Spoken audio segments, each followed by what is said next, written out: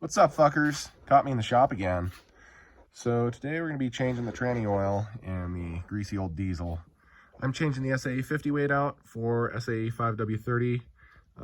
This BorgWarner T19. 4-speed, fully synchronized, manual transmission. Okay, so I'll show you the book. There's the engine manual. 1983 truck shop manual. I just went out and bought the set on eBay last year or 2 years ago, whenever I had the blue truck. Yeah, take a look at that. T19 beta, that's what this is. It doesn't say low on it. First gear is 4-to-1, 2.6-to-1, 1.6-to-1, 1-to-1. So it's basically the same ratios as the diesel ZF5S-S7-42 or whatever the hell the code is. The 420-pound rated close ratio one. 414, 260, 160, 1, and then 0.8-to-1 is the overdrive, or 0.78 or whatever it is in that ZF. This has basically the same ratios as that ZF. Anyways, notwithstanding, it says to use SAE50 weight above 0 degrees Fahrenheit and SAE30 weight below 0 degrees Fahrenheit. So it really doesn't get much above 40 here until April. And really, I should have done this before, but it's going to get down to 20 below next week, so I need to change this out because this sucker does not like to shift when it's cold. Another thing of note, the reason that they say to use SAE50 and SAE30 and not a hypoid gear lube is because hypoid gear oils have higher content of sulfur and volatile sulfur compounds, and those compounds are slightly acidic and will corrode the wear surfaces of the yellow metals in the transmission, the blocking ring through the synchronizers. And they'll form a thin black coating on the synchronizers as they run, and then every time you shift gears, it'll wear that black coating off.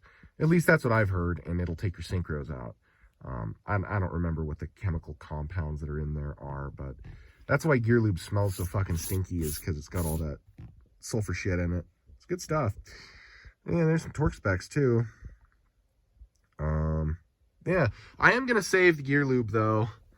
Just because, or the SAE50 weight rather, because I really don't want to buy more next summer, and I've only put 500 miles on it. So I got a clean drain pan here, so you can see I brake cleaned it out. There's nothing in it, and I'm gonna put that down there and go get some gloves on and crack the fill plug and then the drain plug. Okay, so I put the what do we call this, adjustable spanner on the fill plug. And I'm going to compare it. I'm pretty sure that's 5/8. Yeah, 5/8. So that's the fill plug, and I think it's the drain plug too. I'm going to go under there, and we're going to crack the fill plug loose first, of course. That's just good practice. I mean, if you got a welder and you can get to it, you can always get a fill plug out. But it's more so you don't really want to have to get to that point. Anyhow. So yeah, we're on the passenger side of the truck, and this is the downpipe from both of the headers, or not downpipe, doesn't have a turbo on it.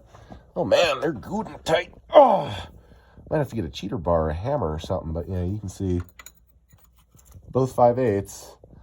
So yeah, we'll get these apart and I'll show you once they're loose. All right, I used a hammer to lightly knock loose these plugs. God damn, shit dripping on me, man. Anyhow. And I cleaned up around this drain plug. Oh, she should be loose. Yeah, she's loose. Come on, focus. And I'm going to pop it out and get her to drain. And open up the fill plug too, so that way it can breathe. Doesn't sploosh oil everywhere. Well, maybe I'm not going to reuse that oil. It's pretty shiny. Look at that.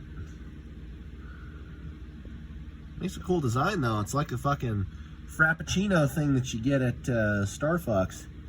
Look at that. Look at all those sparkles in there. I'm glittery now. Hail Pig, I'll show you the setup. So here we've got a little cheapo Riley's funnel chunk of what I think is a 1/2 inch inner diameter fuel hose. See, I got it duct taped to the Dumbo mirrors here. I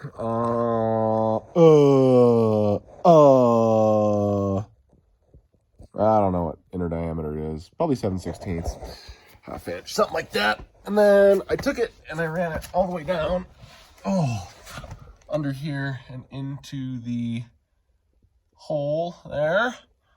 And it's probably got about 3 inches in there. Yeah. To make sure it won't come out. And then I already cracked this, and I put a little bit in to make sure it's not leaking.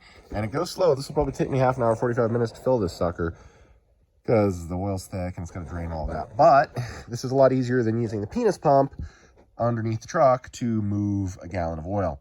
So that's how I do it, but I don't know. I'll leave it up to you. Okay, so tranny's full. Fell over, but no oil leaked on here, so that's good.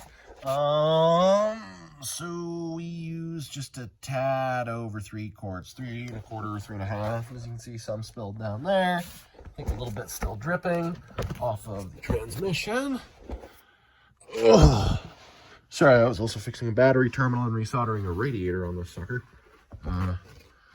Go figure. But 5/8 wrench right there. You can see it says 5/8. Switch hands. Show you that. And snug. You don't need to go any more than that. Oh, come on, honey. Yeah, she's snug, just like that. If you go retard strong on them, then they'll be a real bitch to get out, and they can strap. So I just get them snug.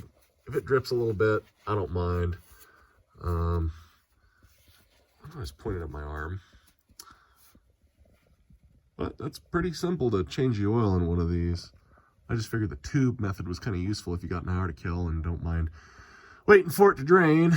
Then it's a lot easier on the shoulder than using the penis pump. So yeah, as you can tell, it was just pissing out of the front, the input shaft there. So, well, hopefully this was unhelpful.